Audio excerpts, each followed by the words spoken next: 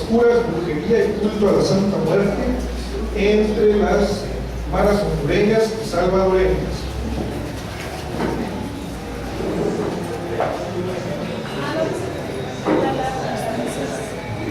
¿Quién puede conectarnos a una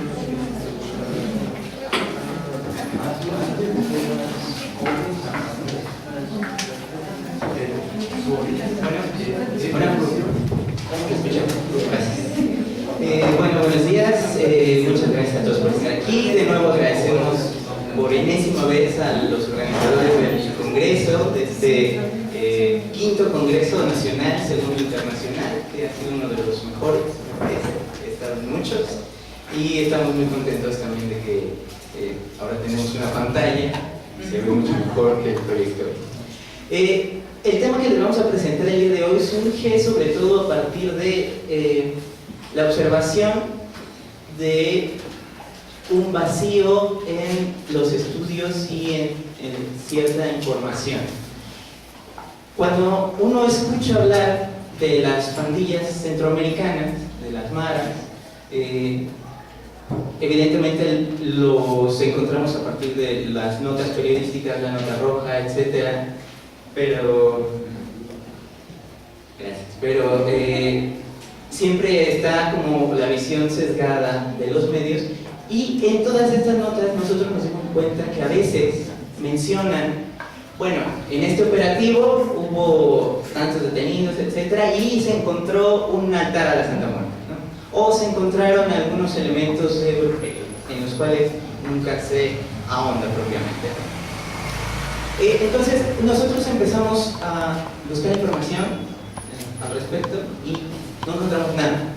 No hay absolutamente nada escrito sobre este tema en particular, los cultos a la Santa Muerte y lo que los medios llaman generalmente brujería en las pandillas centroamericanas. Entonces, este esfuerzo que hicimos pues es a partir de la información que pudimos recopilar, estas notas periodísticas, tratar de analizar un poco de qué se trata esto que los medios llaman brujería, que lo confunden todo el tiempo, ¿no?, con prácticas satánicas, con adoración a Satanás, y que nos encontramos que no es lo mismo, por supuesto, ¿no? Y que incluso está la idea de que la adoración a la Santa Muerte es también adoración a Satanás, etcétera, ¿no? Entonces vamos a tratar como de desglosar todos estos conceptos y tenemos un texto que vamos a leer. Es sabido que las pandillas y maras centroamericanas poseen un sistema de signos y lenguaje propio. El uso, por ejemplo, en algún momento del malespín, el lenguaje de la mara salvatrucha, de un lenguaje de señas y de grafitis, o la práctica de rituales de iniciación o la aportación de tatuajes, son algunos de los códigos de pertenencia y de identidad colectiva de este grupo. Sin duda, el esquema mismo de las pandillas presenta particularidades notables en relación a las dinámicas de otros grupos delictivos, puesto que en ellas parece primar el sentido de la identidad, la unidad, la seguridad compartida de manera más horizontal que otros grupos del crimen organizado, que se estructuran de manera jerarquizada, en función de beneficios económicos. Eso no parece ser lo fundamental en las pandillas, puesto que ellas se constituyen en entornos hostiles, violentos, de marginación y miseria generalizados, a los que se enfrentan a través de sus códigos identitarios, sus normas y también de sus prácticas, ritos y creencias, que se encuentran como ellos en los márgenes de la vida social. Uno de estos asuntos a los que se encuentran relacionados las pandillas centroamericanas es a las prácticas de brujería y el culto de adoración a la Santa Muerte. En febrero de 2016, en Honduras, la policía decomisó a un líder de la Mara Salvatrucha un manual de brujería que contenía oraciones para revertir maleficios y para afectar a asesinos y secuestradores. La práctica de este culto se ha convertido en un indicador para la policía de que alguien puede estar relacionado con prácticas delictivas. Por su parte, se sabe que los devotos de la Santa Muerte son, en su mayoría, miembros de sectores excluidos de la sociedad, así como presos, narcotraficantes o precisamente miembros de pandillas, quienes realizan peticiones para ser protegidos del constante peligro al que se enfrentan, para alejarlos de las balas de la policía, para lograr la libertad de quien está en la cárcel, para salir de adicciones o temas relacionados con el dinero. En este trabajo pues reflexionaremos sobre las prácticas de brujería y culto a la Santa Muerte entre las pandillas centroamericanas. Entonces, lo primero que vamos a hacer es tratar de rastrear cómo se constituye la brujería en nuestro continente. Bueno, hablar de brujería presenta problemas de índole teórica y metodológica que se acentúan cuando los enfocamos en la región latinoamericana, pues el entramado de relaciones culturales a lo largo del territorio y su multiplicidad de tradiciones hacen que las nociones europeas de brujería y hechicería se vuelvan más complejas. Algunos estudios clásicos de la brujería en Europa, como el de Jules Michelet, hacen hincapié en dos cosas: una sustancial diferencia entre la brujería antigua y lo que denomina brujería moderna, y la especial correlación de esta última con los procesos de la Iglesia Católica. El primer aspecto supone un cambio sustancial entre aquellos que son llamados brujos en la antigüedad grecorromana y los de la Edad Media, y los de la modernidad. Los primeros, los brujos en la antigüedad, son seres que interactúan con las criaturas de la naturaleza y con los dioses, pues son poseedores de dones y gracias o de castigos espantosos que los apartan del común de los mortales. Avistan el porvenir de héroes y reyes motivados por el deseo de los olímpicos o al servicio de su furia interna, como en los casos conocidos de Casandra, o Circe o Medea. Son temibles o benevolentes, pero no son malignos, o al menos no debido a los dones que poseen, ya que de ninguna forma desvirtúan la inevitable llegada del destino. Al contrario, interactúan con él, lo predicen y facilitan su camino. Esta es una primera caracterización de lo que podríamos llamar brujos en la antigüedad grecorromana. La brujería moderna en Europa, en cambio, nace ya bajo el dominio de un Dios único, creador de todas las cosas, enfadado con la humanidad a consecuencia del pecado original. Los elementos de la naturaleza en los que antes residían y se manifestaban los dioses paganos, ahora son apenas partes del gran plan arquitectónico del Creador, quienes adoran de manera sesgada, sin ver la gracia de Dios en ellos. Más bien han caído en la artimaña de Satán, que busca siempre desviarnos del camino. Michelet plantea que la bruja de la Edad Media europea surge frente al desamparo de tal panorama: hombres y mujeres condenados a un juicio por los pecados de los ancestros y que a cada paso están en riesgo de caer en las llamas del Averno. Así, en la tradición medieval, las brujas tienen poderes demoníacos, se desplazan por los aires en la oscuridad, se transmutan en figuras humanas, utilizan polvos y ungüentos que les permiten salir volando por las chimeneas o las ventanas. Además, cometen maleficios, son responsables de enfermedades, plagas, muertes y demás destinos funestos entre los hijos de Dios. También quienes recurren a la medicina alternativa, a conocimientos no aprobados por la Iglesia, son inevitablemente considerados como siervos de Satán, por el simple hecho de establecer relaciones con la naturaleza y sus criaturas diferentes a las que establece la doctrina. Y sin embargo, se plantea que no todos aquellos que se apartan del camino pueden ser considerados brujos y hechiceros, pues para ello es necesario no solo abrazar la tentación del diablo, sino que este último los acepte también. Para los tiempos del contacto entre América y Europa, el siglo XVI, la Inquisición española tiene una clara conceptualización de lo que son la brujería y la hechicería. Fue común el uso del Directorio Inquisitorio de Nicolás Eyrenbeck, escrito en 1376. En él se habla de los hechiceros de la siguiente forma. Cito: los hechiceros y adivinos son procesados por el Santo Oficio cuando en sus encantos hacen cosas que se rocen con herejía, como bautizar segunda vez las criaturas, adorar una calavera, etc.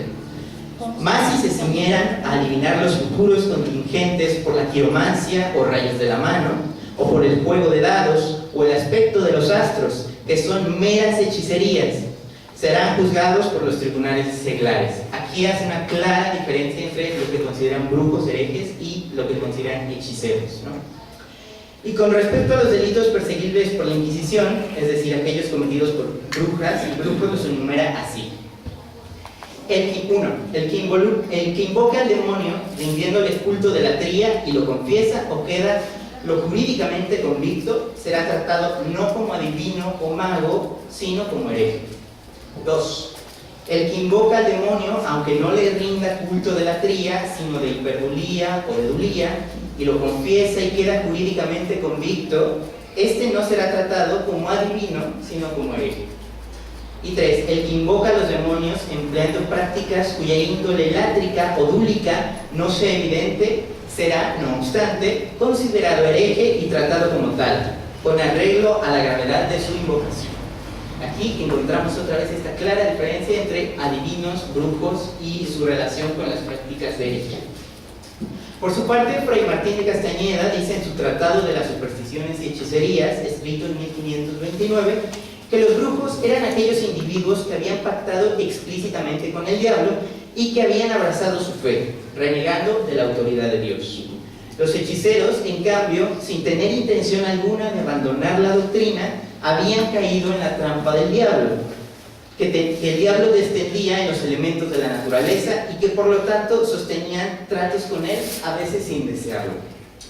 Otro ejemplo es el diccionario de Sebastián de Covarrubias y Orozco, Tesoro de la lengua castellana o española, publicado en 1611. Al referirse a la palabra bruja, dice lo siguiente: se trata de cierto género de gente perdida y endiablada, que perdido el temor a Dios, ofrecen sus cuerpos y sus almas al demonio a trueco de una libertad viciosa y libidinosa, y unas veces causando un profundísimo sueño, les representa la imaginación ir a partes ciertas y hacer cosas particulares. Otras veces realmente y con efecto las lleva a parte donde hacen sus juntas, y el demonio se les aparece en diversas figuras, a quien dan la obediencia renegando de la santa fe que recibieron en el bautismo y haciendo cosas abominables y sacrílegas. Fin de cita. Los ejemplos son infinitos, pero en general dejan ver una particularidad de la brujería: el renegar de la doctrina de la Santa Iglesia Católica para entregarse al adoratorio del diablo y cometer así actos de maleficencia. Y hasta aquí estamos hablando de la concepción europea de la brujería estrictamente. Porque, como antes señalamos, la multiplicidad de tradiciones que coexisten en América Latina hacen que el problema de la brujería se complejice mucho. Pues el proceso de la colonización impuso nuevas relaciones políticas y socioeconómicas, sobrepuso la religión católica sobre las tradiciones indígenas y sobre aquellos que los esclavos africanos habían traído de allende el mar. En América, quienes recurren a rituales antiguos de tiempos prehispánicos caen bajo sospecha ante los ojos de la Santa Inquisición, sospecha que invariablemente se convertirá en condena, pero también quienes experimentan con la naturaleza y ejercen la medicina tradicional. En cuanto a los esclavos africanos, ellos son, en la cosmovisión católica, de por sí hijos del diablo, criaturas que históricamente han renegado de Dios. La ritualidad africana, sin embargo, aporta elementos importantísimos para comprender las prácticas brujeriles en América Latina, lo que también nos permite diferenciarla de la religión yoruba, llamada santería, y religiones afines como el vudú, pues como señala Yolot González, ha existido la tendencia siempre a calificar las religiones afroamericanas como superstición y brujería. La discusión académica es amplia, pero para efectos de este trabajo podemos establecer una diferencia entre médicos tradicionales, especialistas rituales y brujos propiamente dichos. Los primeros son especialistas en las afecciones corporales y espirituales de acuerdo a las diferentes cosmovisiones que subsisten en América Latina. Los especialistas rituales pertenecientes a las distintas tradiciones tienen conocimientos de los diversos fenómenos de la naturaleza, de los ritos para rendirles culto a ellos y a los santos en las prácticas sincréticas y para atender situaciones específicas de la vida social. Tal vez estos comparten más cosas con la concepción inquisitorial de los hechiceros y los adivinos. En ese sentido, lo que podemos llamar brujería actualmente conserva elementos de la concepción moderna. Los brujos son especialistas en realizar maleficios, trabajos de mal de ojo, desgracias a terceros o también intervenciones en favor de ciertos intereses que se han apartado del camino dictado por la doctrina católica. Bueno, hasta aquí hemos hablado de la brujería. Ahora vamos a pasar a hablar de culto a la Santa Muerte, que presenta elementos muy distintos. Lo mismo que las prácticas rituales y la brujería, el surgimiento de devociones subalternas es una constante en las sociedades latinoamericanas. Gracias al conflicto que resulta entre la doctrina católica que fue importada de Europa, las devociones indígenas y afrodescendientes y la desigualdad social que en ella subyace, es común la aparición de santos y figuras que en la letra no son reconocidos por las instituciones eclesiásticas, aunque muchas veces los sacerdotes en las comunidades se ven obligados a tolerarlos, incluso a recibirlos en los templos. A este grupo de figuras alternativas pertenece la Santa Muerte, aunque con características peculiares y controversiales. Como sabemos, se trata de una figura esquelética que en una mano sostiene la guadaña y en la otra un mundo, un escapulario, un reloj de arena o una vela, elementos que se le atribuyen a la figura de la muerte en Europa y que simbolizan respectivamente la justicia y el paso del tiempo. A veces está cubierta con un manto negro o dorado y otras aparece ataviada con un vestido blanco de novia. Recibe varios nombres entre los devotos: Señora, Flaquita, Niña Muerte, Santísima, Niña Blanca. Su culto es amplio en México y Centroamérica, aunque por efectos de la migración se extiende desde las comunidades latinas en ciudades norteamericanas hasta la Argentina. También en torno a su figura existe una discusión académica que está lejos de resolverse, debido al carácter relativamente reciente de su historia y a que existe poca información documentada al respecto. Algunas propuestas ubicaban el origen del culto a la Santa Muerte como una herencia directa de cosmovisión mesoamericana, en la que, a diferencia de la occidental, la muerte no era considerada como una decisión divina ni se relacionaba con el pecado, sino que correspondía a un proceso de transformación en el devenir de los seres humanos y que, según sus características, podía llegar a considerarse un privilegio. Sin embargo, sería muy erróneo pensar que el culto a la Santa Muerte es una mera superposición sobre figuras como la de Mictlantecuhtli, por ejemplo. Sus características revelan una mezcolanza de tradiciones y suponen un problema para la investigación histórica. Es significativa la relación que guarda la imagen de la Santa Muerte con la tradición católica. Investigaciones como la de Elsa Malvido y Katia Perdigón Castañeda aluden a los posibles antecedentes de lo que hoy representa este culto. Los ejemplos son abundantes. Hacia 1775, la Iglesia de México luchó por la promulgación de un edicto real con el objetivo de terminar con la idolatría que algunos curanderos indígenas hacían de tablas en las que se representaba la muerte, utilizadas para adivinar el futuro de los enfermos. Asimismo, y por aquella época se registró que en el pueblo de Amoles, Querétaro, un fraile franciscano celebró una misa dentro de un templo en la que se adoró a una figura representada por un esqueleto humano, con una corona en la cabeza y con un arco y flechas en la mano. Los ejemplos se extienden hasta el siglo XX. Hacia 1965, en Tepatepá,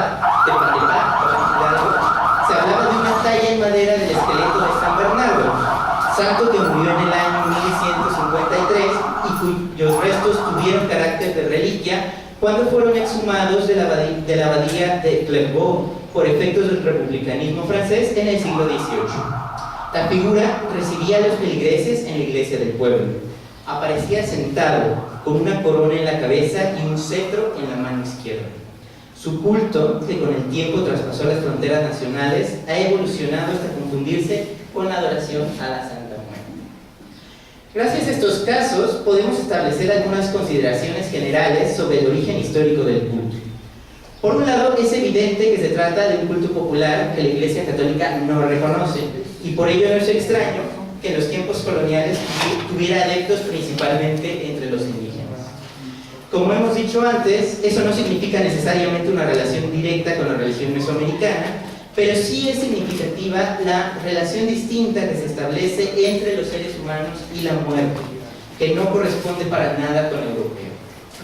Y a pesar de ser una creencia marginal en el horizonte católico, la Santa Muerte es eso, una figura con la que los fieles practican culto de hiperduría, pues su adoración no significa el desconocimiento de Dios. Con la Santa Muerte, las personas tienen una relación como la tienen con otros santos. Piden favores y dones a cambio de llevar ofrendas y celebrar rituales.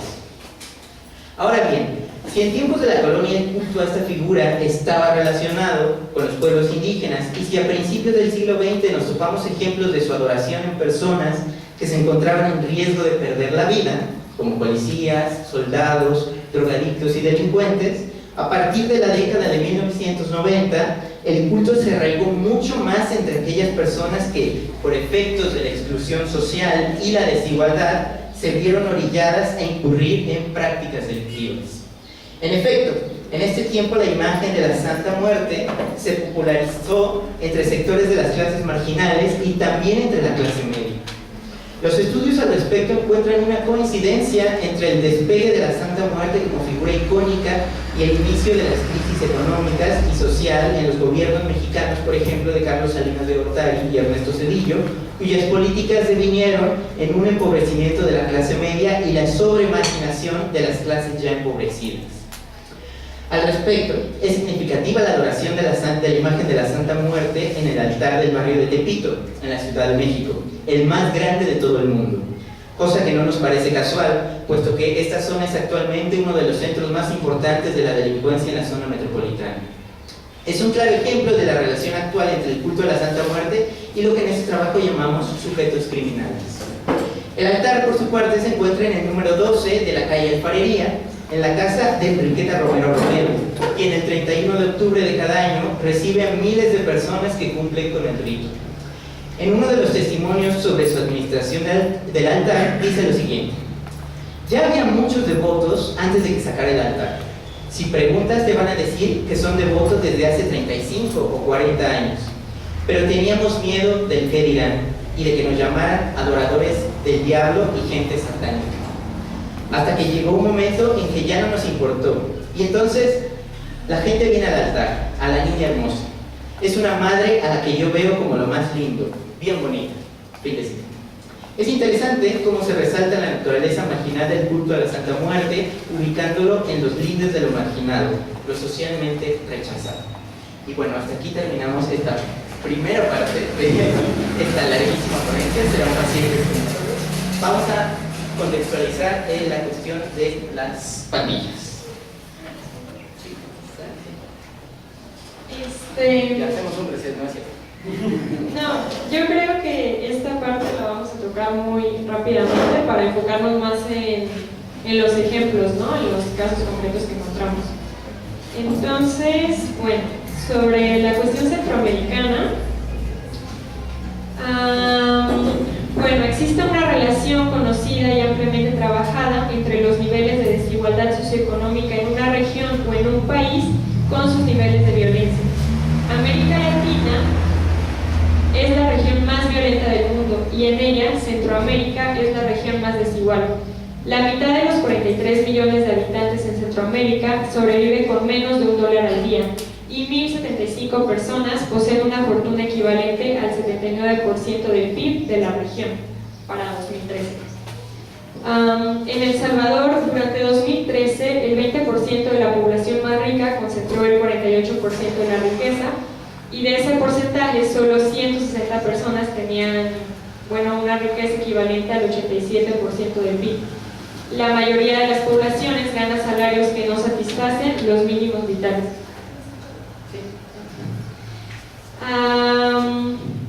Bueno, la problemática que más acongoja actualmente a la población salvadoreña es el alza en la delincuencia, muchas veces atribuida a las pandillas. Los expertos reconocen como causas del aumento de la violencia directa al crimen organizado, a las pandillas y a la delincuencia común. En muchos casos estas fronteras pues son difusas, ¿no? Y difícil de establecer diferencias. Además, se señalan otras violencias como la exclusión, la pobreza, la corrupción, la débil institucionalidad que facilita injusticias y otros elementos. La población añade a estos elementos la deportación de personas salvadoreñas. Durante la Guerra Civil en El Salvador, aproximadamente 1,5 millones de personas emigraron a Estados Unidos, en donde ya existían las dinámicas de pandillas ampliamente extendidas en sus ciudades, y a los jóvenes, los jóvenes refugiados que llegaron pues integraron a estas dinámicas. Posteriormente formaron sus propias pandillas, creando la Mara Salvatrucha y Barrio 18 en Los Ángeles, California. Cuando en 1992 se firmaron los acuerdos de paz de El Salvador, 4,000 personas que ya pertenecían a pandillas fueron deportadas, trasladando estas estructuras a su país, donde proliferaron. En la década de 1990 surgieron pandillas locales en países centroamericanos como Guatemala, El Salvador y, bueno, posteriormente en Honduras, ¿no? Pero fue un proceso después. Las pandillas han sido el rostro visible de la violencia más explotado por los medios de comunicación y los discursos oficiales, señaladas como las grandes culpables de los altos índices de violencia en la sociedad salvadoreña durante los últimos 20 años. Se ha vinculado este problema directamente con la migración, culpando a los deportados provenientes de Estados Unidos. Se ha criminalizado y continúa criminalizándose a las personas migrantes tanto en Estados Unidos, en Centroamérica y en México, abordando el tema como un problema de seguridad nacional. La pobreza, la exclusión y la desigualdad no fueron resueltas con tales acuerdos de paz ni durante los últimos 25 años, sino que se ha agudizado. Bueno, habíamos conceptualizado un poco sobre la violencia, pero yo creo que mejor pasamos a los cambios, ¿no?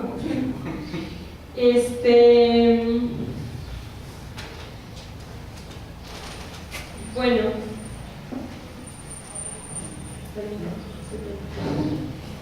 En oposición a esta dinámica tan desigual y este contexto de violencia y de marginación, las clases subalternas entran en la dinámica delictiva como parte de un mecanismo social para tratar de redistribuir la riqueza y atemperar la desigualdad. Esto se corresponde con la idea que estamos planteando de la relación entre sujetos criminales y lo que aquí denominamos prácticas oscuras, que es lo que abordamos al principio sobre brujería y culto a la Santa Muerte. La presencia de estos cultos está ampliamente documentada, aunque no por historiadores o antropólogos, sino principalmente por los medios de comunicación, periódicos y televisión, o por cronistas independientes interesados por develar la situación centroamericana en toda su complejidad. Por ejemplo, en una de las crónicas elaboradas por el periodista salvadoreño Óscar Martínez, se narra la historia de un expandillero de la clica de los Hollywood Locos Salvatrucha, apodado como el Niño, quien fue marero desde 1994, clica que en ese entonces se dedicaba a hacer lucha contra otras pandillas de la zona.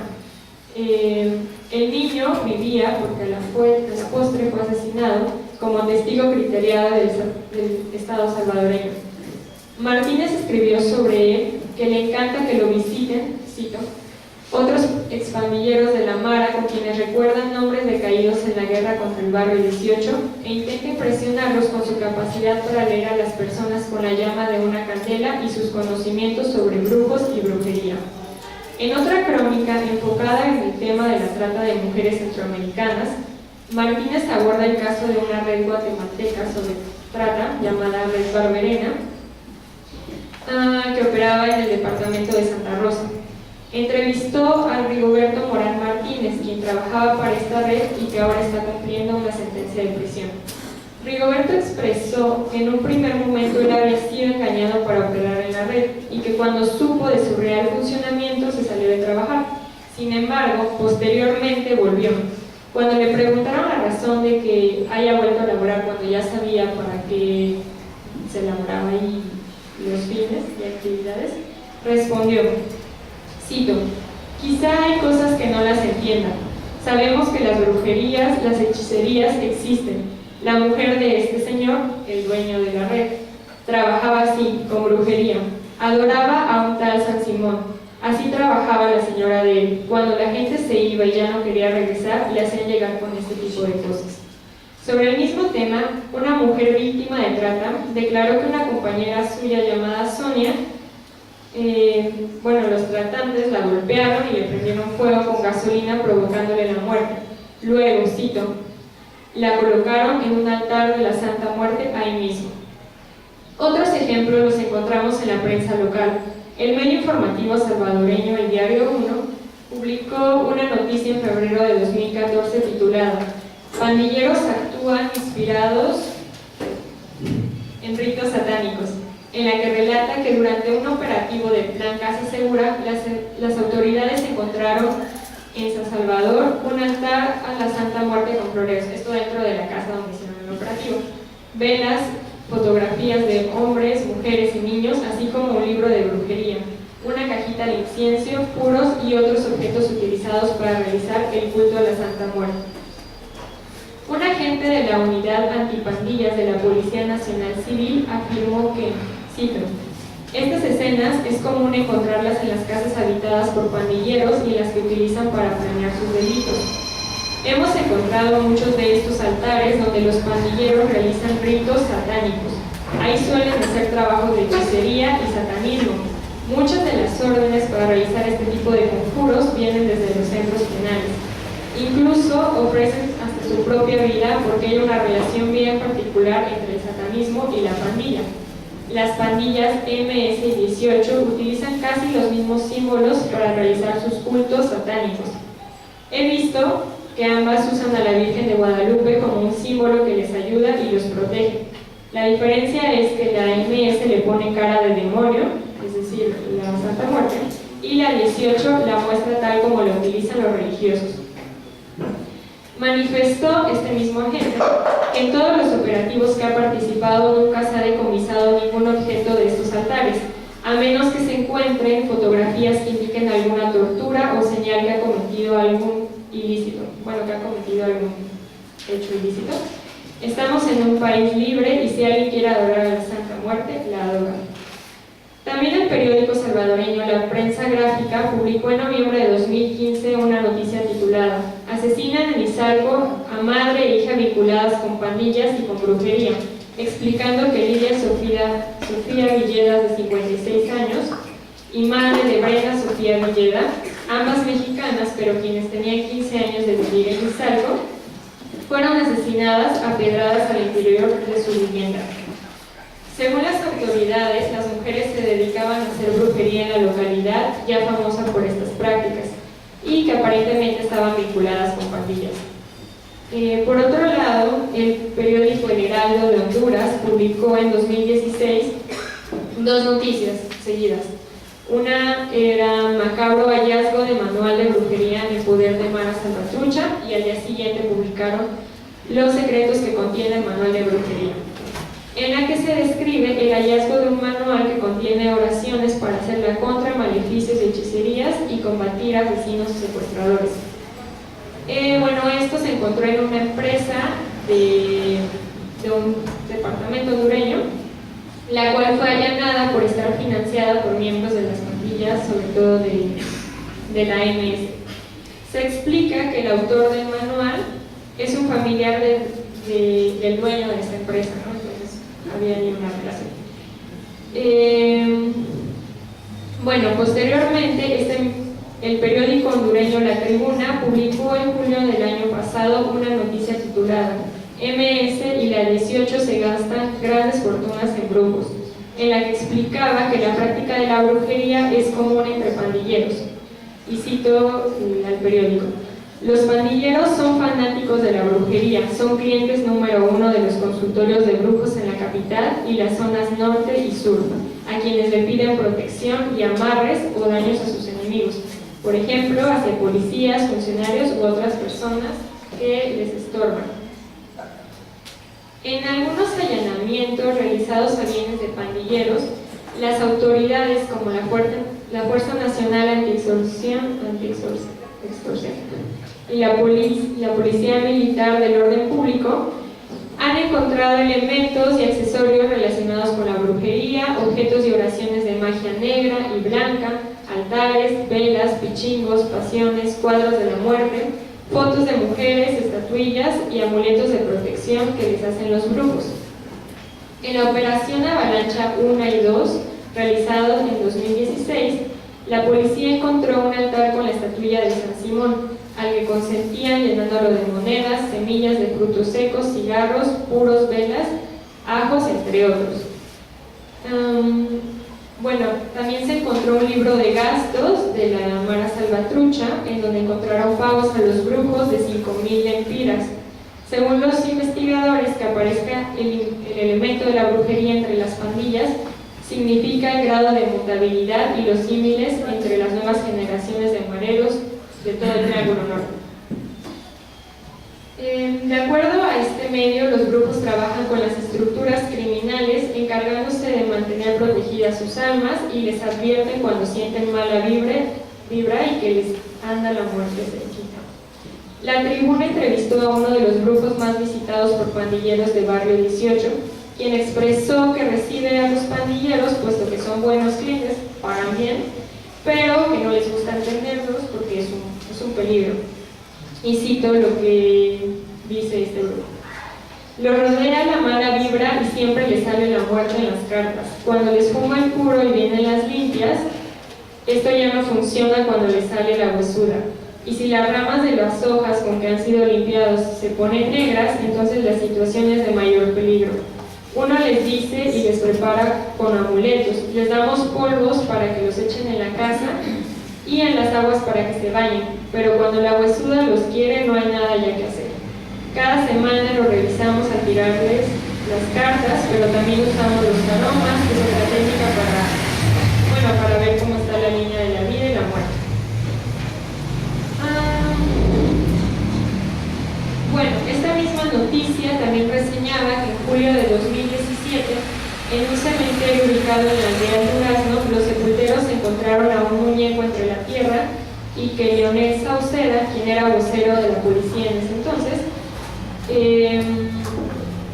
bueno, el muñeco que encontraron era su fotografía, era para él, y lo había dejado ahí unos pandilleros de la zona. El periódico también relataba que en enero de 2015, miembros de una clica de Barrio 18, internos en un centro de menores, practicaron un rito satánico contra dos miembros de la Mara Salvatrucha para entregarle al diablo las almas de ambos jóvenes y adquirir más poder dentro de la organización delincuencial. El medio concluía en que los pandilleros, tanto de la NS como de la 18, les gusta tener a la mano altares, amuletos y realizar ritos satánicos puesto que son los clientes más frecuentes y que mejor pagan a los brujos. Por otro lado, parece claro que la presencia de estos elementos se ha convertido en un indicador para los cuerpos de seguridad estatal en sus labores de investigación y combate a las pandillas.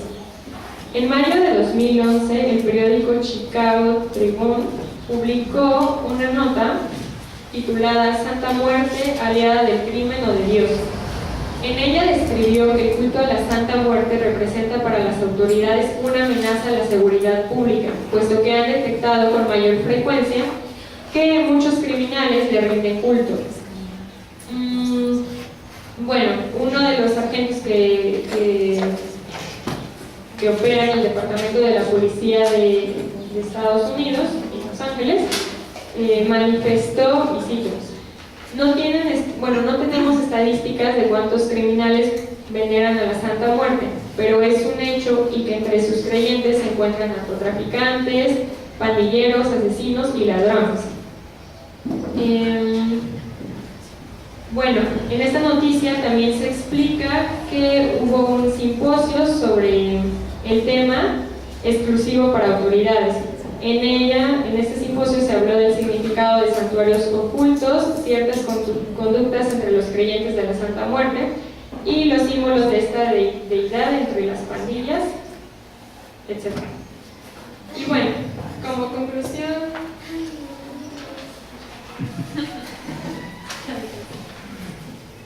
bueno, aquí nuestra hipótesis, los ejemplos son muchísimos, hay muchísimo documentado de esta manera, ¿no? De los medios de comunicación, que a nosotros nos pareció que había un proceso no solo de linchamiento mediático, que por supuesto las pandillas son criminales, pero había también un proceso de criminalización de los rituales, de las prácticas, de los códigos culturales, ¿no?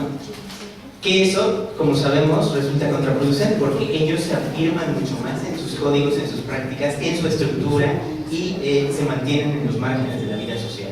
Entonces, esa era la hipótesis, es la hipótesis de nuestro trabajo. Existe una relación entre lo que denominamos prácticas oscuras y lo denominamos así porque se dan cuenta cómo queda mezclado de repente ya todo, la adoración a la Santa Muerte, que no reniega de Dios, pero de todas formas practican brujería y caricaturizan las imágenes de la Virgen, etc. Entonces queda ahí una cosa muy extraña que hay que seguir estudiando, hay que hacer trabajo al respecto. Y el problema es que es muy peligroso hacer ese tipo de trabajo, ¿no? O sea, estamos seguros que nunca vamos a tener acceso a este manual tan fascinante que decomisaron a este líder de la MARA, que nos encantaría verlo, echarle un ojo, pero ni ellos nos lo van a prestar, la policía mucho menos, ¿no?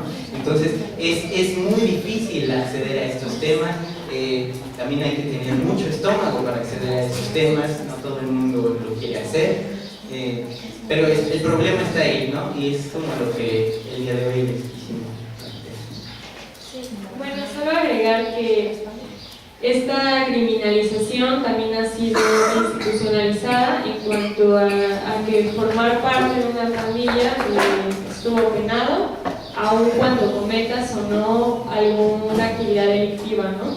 Entonces, lo interesante es que la práctica de estos rituales, bueno, como la brujería o algunos otros elementos culturales que pueden darle indicador a una autoridad de que esa persona forma parte de una pandilla, pues son utilizados, ¿no? Como en algún momento fueron los tatuajes, en otro momento la vestimenta. Entonces, por ejemplo, de los últimos años, ellos están alerta, ¿no? Cuando encuentran ciertos altares, ciertos elementos para pensar que esta persona puede ser un criminal, aun cuando no cometa actividades delictivas.